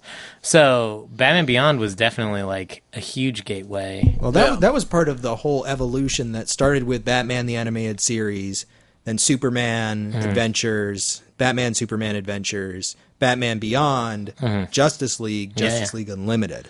But I think that an unintended side effect of Batman Beyond not having a comic book correlation was that when kids went into comic book stores, it was like that was the one they bought. Oh, absolutely. Because they wanted that. You know, where you'd go somewhere and you'd ask someone, there wouldn't be anyone to ask about it. You would just grab whatever. Like, I remember doing that with early Batman comics and being like, well, this isn't like the animated series. Like, I bought an issue of Batman where Batman's not in it. It was Matches Malone. And I was like, I don't know who the fuck this guy is. He's a spoiler, he's Batman. But Well, neither did Stephanie Brown. right. So, oh no. Aw. Listen to that episode that we haven't recorded yet for that. Go into the future! Yes. Or read a comic that came out like 10 years ago. Or if you're listening to this after we recorded that, Then just go listen to that. We're in the future, past, present. Yeah, there. I think there was a lot we could discuss about this book, but most of it's the fact that like there are parts of this that aren't very strong because of the era in which it was made. Like I think some of the stories, it's not very deep. I think some of the stories were not as well conceived as other ones, and it feels really long. Like this Scarecrow Joker storyline I didn't enjoy nearly as much as the rest of it, and the Scarecrow with his like Scarecrow assistant kid. Yeah, it kind of seemed like you would get to that point where you're like, wait, this is still going on? Yeah, but it's because it was, like this Knightfall, Knight's End, Knight's Quest, all that shit went on for like 3 years. Yeah. Without Batman, without Bruce Wayne. So, I mean, he was around, but he was not Batman. And people complained that Superior Spider-Man went for like 2 years. Not even, like no, 1 year? It went one. It was 20, it came out twice a month, and it was like 28 issues. 31 issues. Yeah, so it was like... A year and a half. Yeah. Good times. Dude, man, modern comics fans, they are cranky. They are. So, recommendations? Yeah. Yes. So, I'm going to go first. Sounds good. since we were talking about Batman, and I was looking at my bookshelves to see what I wanted to... That S was overpronounced. It was. He has more than one bookshelf, and he wanted to make a point of it. Look at how adult I have many leather-bound books. I have many books. I have a large library. It smells of fine mahogany and leather. Joe, what did you bring? I was looking at my bookshelf, and I saw Asterios Polyp, and I know I brought it like a while ago, but it's David Mazzucchelli, who worked with Frank Miller on Year One, which is probably one of my favorite, well, it's definitely one of my favorite Batman stories, if not my favorite Batman story. And I thought, it's as good now as it was back then, and I saw no reason to bring it. So, not to bring it? I saw no reason not to bring it. There we go. Whatever. Words going away now. It's getting near my bedtime. Yeah. So, it's David Mazzucchelli. It's a story about a man named Asterios Polyp and his wasted life. His wasted life, and he's an architect who's never had a building made. Yeah, and I think it's really great. I really enjoyed reading it. I think there's a lot there to talk about. It's not just really great. It's actually brilliant. It is a master class in making comics. Yes, it is. And it is definitely very far afield from what you see in mainstream superhero comics. Yeah. Well, everything about it is deliberate. Yeah. The coloring, the art style, even the book itself, is incredibly deliberate, and I think it's a fan-fucking-tastic read, and so I thought I'd give it another shot. Yeah, if you like character studies and relationship books and that feeling of, I don't know where I fit in the world kind of books, and what am I doing with my life kind of books. Well, and even if you just like, even if you just like well-crafted, exceptionally well-told stories, you'll like Asterios Polyp. I think it transcends. I think it's really so well made that it transcends what it's about and becomes just a pleasure to read. And I can't say that about very many things. That's fair. So I waited a long time to read it, and when I finally got it, I read it all in a day, and I closed it, and I was like, I kind of breathed out, and then I went back and read it again, because it was just that I enjoyed reading it. And it has one of my favorite endings to a story of all time. Yeah. If I remember the ending properly. It's got a great ending. So, but yeah, Asterios Polyp by David Mazzucchelli. Cool. Cade, what do you got? Okay, so I was researching Dennis O'Neil when we were... Denny O'Neil. When we were reading this, and... Danny Nielsen? I have the novelization, which I read part of, and I was going to talk about on the episode and completely forgot. But Denny O'Neil was born in the same year as Batman, 1939. So Ooh. Happy 75th birthday to Denny O'Neil.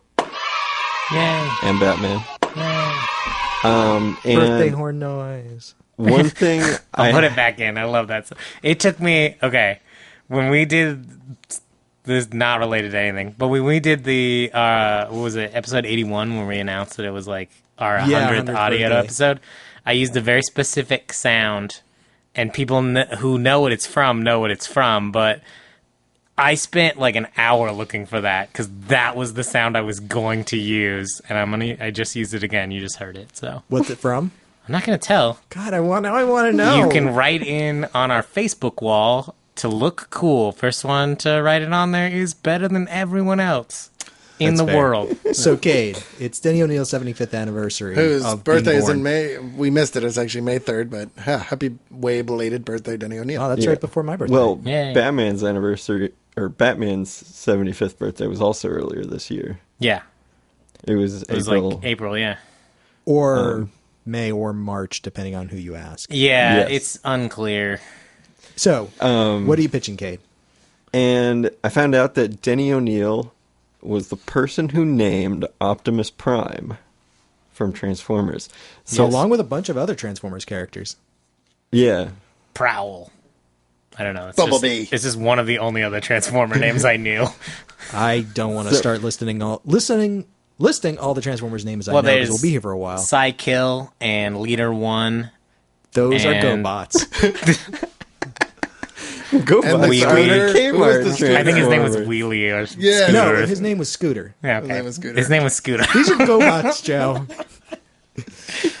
I'll be out in the hall. Like, I always think of that fucking Jason Lee quote. Is GoBots are the Kmart Transformers. And that's why I owned them as a child. Oh, yeah. I own both. So I wanted to read the original Transformers run. Yeah. From 1984. It's literally like the first comic book that I ever bought. Yeah. Published by Marvel Comics. Marvel Comics. Guest starring Spider-Man. Issues 1 through 15. Spider-Man. Written by Bob Badansky. Majoritively. Yeah. I don't know if he wrote the 1 through 4 miniseries, but he wrote the 5 through 15, the first official ongoing that was numbered. They started numbering it after the miniseries. Cool. So that people who read 1 through 4 would just start right at number 5. Smart. And this is a book about Transformers. Kate, what are the Transformers? I am glad you asked, Andrew Chard. The Transformers are machine people who transform into other machines. I was really hoping you were going to say robots in disguise. That was the correct answer. Damn it. And you will never have that opportunity again. I'm so sad. Or More Than Meets the Eye. Either one of those would have been acceptable. So when I was a little kid, I used to watch Transformers and G.I. Joe on Saturday morning, and I read Transformers and G.I. Joe, the Marvel comics, and the comic versions were both incredibly better than the cartoons. Oh, the cartoons are terrible. Yes, Isn't there a new series, G.I. Joe versus Transformers? Yes, by IDW. Oh my god, and it's so cool. And it's by the guy who did Godland, which we talked about previously. Guys, whose name totally escapes me. The art is like right out of the era of the origins of both of those. Like the art is crazy. I don't know anything about Transformers and I know nothing about G.I. Joe, but I love that series because of the art only. I did not know that it was a thing until I watched Andrew Chard's Top of the Stack. And there were two G.I. Joe versus Transformers crossovers back in the day. Nice. So this is technically like the third one. Yeah. Yeah, you can watch me rave about that show and admit that I have no knowledge of either Transformers or G.I. Joe. And I was in the same boat when you were talking about it. I was writing down, look into. Yeah. So, yeah, that's my pitch. I wanted to read something old. Sweet. Now I'm trying to think about it, and I'm pretty sure, spoilers for 20-something-year-old comic book, or 30-something-year-old comic book, I think in issue 16, that's when Simon Furman takes over for the first time, and Megatron is killed. What? No, and then Starscream takes over? No, I think actually Shockwave takes over. He should. Like I said, the comic book is very different from the cartoon. Okay, I'm changing it. We're reading 1 through 16. Okay, all right, sounds good. That's a perfect place to leave off. Okay. Great. That sounds cool. Awesome. Is that collected anywhere? It's in the IDW Classics. Yeah, it's Transformers Classic. Yeah. Is where you would get it, and I don't know where they actually break down the issues. There was a Marvel reprint put out, I want to say about 10 years ago. I don't know if it's still in print or not. IDW should be reprinting those still now. Yeah, when we put it up on the website, I will figure out exactly what collections you would need to buy for those issues. Yeah, and if you guys are not paying attention to the Humble Bundle, fans of digital comics out there, IDW gave like 140 issues of Transformers away for like $15 earlier this year on the Humble Bundle. They just like did everything that they had. I would be more mad about missing that if I didn't have all of those issues. Yeah, it was like... I'm a little mad right now that I missed that. Yeah, they do those for like a week or a month maybe, the Humble Bundle sales. I think it's a month. So keep your eye on the Humble Bundle. It's usually for video games, but they've been doing a ton of comic book ones lately, and they're crazy good deals, so... I almost never know about the comic ones until right before they end, and I don't have money. I need to wait for my next paycheck. Yeah, you got to get them at the beginning when the like median is low, so you can jump in and snag everything. Totally. But, yeah, so keep your eye on those. Sorry we didn't inform you about the Transformers one, but I don't know that I knew about it while it was happening. This is the first I heard of it. Yeah. Toby, what would you like to bring? It being Batman month, we're talking about one of the big Golden Age characters. Yes. And I think that we should talk about the other big Golden Age character. Slam Bradley. The Shield. he's been kind of turned into a dick in the last few years. Slam Bradley. Like 25 years ago, John Byrne did this really well-received kind of relaunch, reimagining in the modern era of this character. I know. It's totally the original Adam. I think that we really need to talk about it. So I am pitching John Byrne's Namor, the Submariner, issues 1 through 18. Dude. Wow, you totally did not go where I thought you were going with Wait, are you being serious right now? Yeah, I'm being 100% serious. John Byrne wrote and drew the first 18 issues of Namor's, I think, first ever series post-Golden Age, where he gave him, like, Xanax for fish people, and he was suddenly not an asshole anymore, and he started being, like, kind of more of a superhero, and he started his own multinational corporation that he was the CEO of, and he teamed up with Namorita, and they fought Roxxon Corporation, and it was super awesome. It was, actually. I was 100% into this comic when I was like 9 years old. Yeah, and by you mean they've turned him into kind of a dick lately? You mean he's exploding planets? Yes, that is what I meant. I want to make that very clear. What? Yeah, go read some Hickman stuff right now. New Avengers, Illuminati, and Avengers will be running into that very soon, as we've recently found out. So I am totally pitching Namor the Submariner numbers 1 through 18, which is volumes 1 and 2 of the trades, if you want to pick them up. This was the late 90s, right? Early 90s. Early 90s. This is like 91. Okay. So this is like... How much bondage is there? Only a little? Less than you want.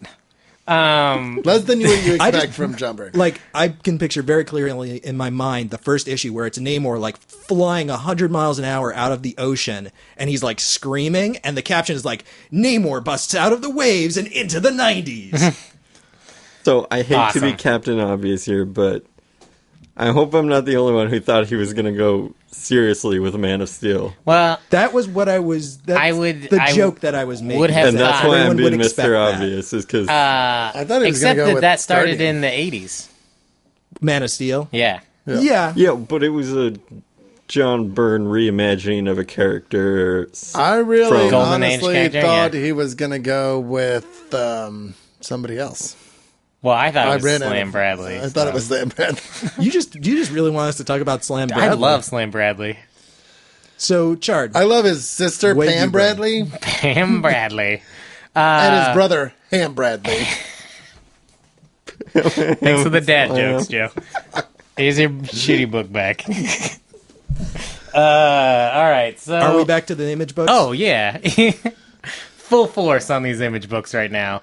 We read a fucking phone book for the last this episode of the show, so I brought the tiniest book we've ever recommended. It's a prestige issue that Image put out this year, or a couple months ago. It's called Genesis, and it's written by Nathan Edmondson, who's writing The Punisher and Black Widow right now, who I'm a big fan of, with some... it's just...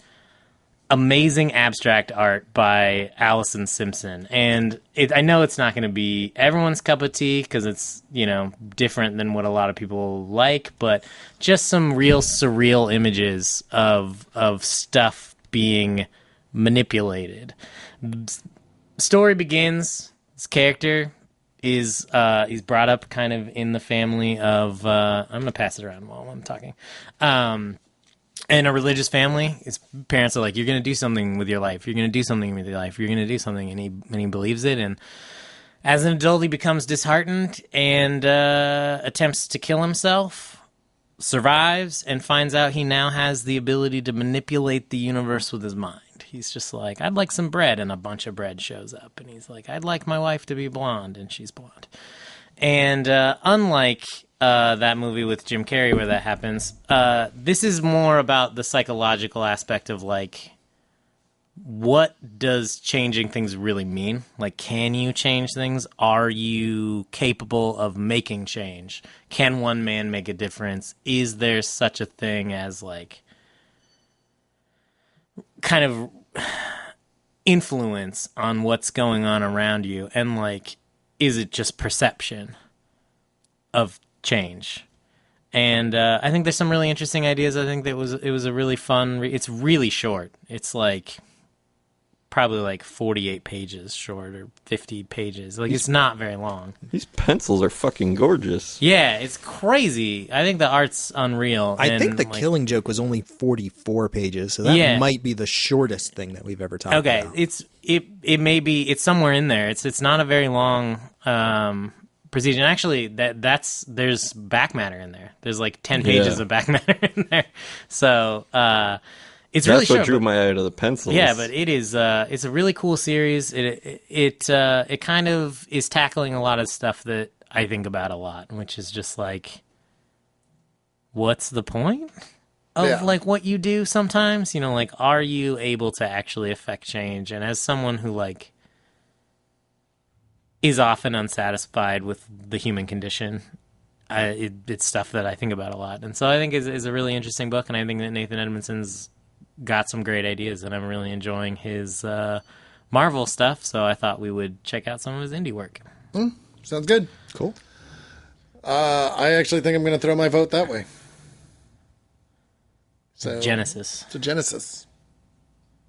Cade? Namor. Nice. I'm going to vote for Transformers, because how could I not? Wow. So that means I have to pick between Namor and Transformers, a decision I thought I would never make in my life.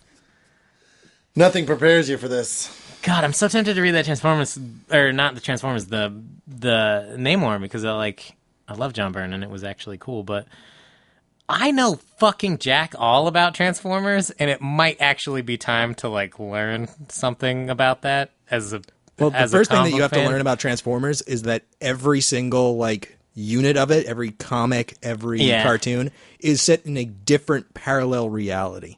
But they use a lot of the same characters. Yeah, a so lot of the same kind of name, concepts keep coming up. I can name like 4 Transformers, and I can name Optimus Prime, Optimus Primal, Prowl, and Ratchet. Megatron? Megatron, and Soundscream? Ironhide. Nope, I don't know that one. Soundscream is not one of them. Rhinox Starscream? from Beast Wars. There's Starscream. Okay. There's Starscream, Skywarp. I mean, I know you guys know. Thundercracker. I get it. You guys know about Transformers. And That's there's the one point. more. Ramjet. Beast Wars was Ramjet. the That's what I was best. thinking. It was the best. That's the only one I know about. There's Rhinox. It's on Netflix I know. now. I watched some of it. I like... It's hot. My eyes hurt, but it's still cool. Just stop watching when Beast Wars ends and Beast Machine stops. I did starts. I did as a kid, so I would That was also the right do choice. that as an adult. That was the best choice you could ever make. So I'm picking Transformers because All right. I need to learn about Transformers. Now, this will be informative to me, and More than meets the eye. it's a good place to start, I think. Yeah, The beginning. It's definitely interesting. Simon, of the writers who were on Transformers, Simon Furman is the best. Bob Badansky, I don't have the best opinion of, but it's not bad. You got to start somewhere. At least as my memories go, and we'll see how accurate those are. Cool. So Transformers 1 through 16 for next week, and thanks for listening to our extra long episode, guys. We love you. Bye. Bye. Thank you for listening to Me From the Gutters. I hope our recommendations have inspired you to go out and find some new comics you'll enjoy. Join us next time for a discussion of our selected title, but like every week, we encourage you to read all of the recommended books. In the meantime, please leave us an iTunes review. It really does help new listeners find the show. You can also like us on Facebook, subscribe to our YouTube, and follow us on Twitter at ViewFRTHGutters. Feel free to email us at contact@viewfromthegutters.com. Please send us any questions, comments, or recommendations you might have. Be sure to subscribe to our YouTube channel as we post new videos every week. And thanks again for listening. And as always, keep reading.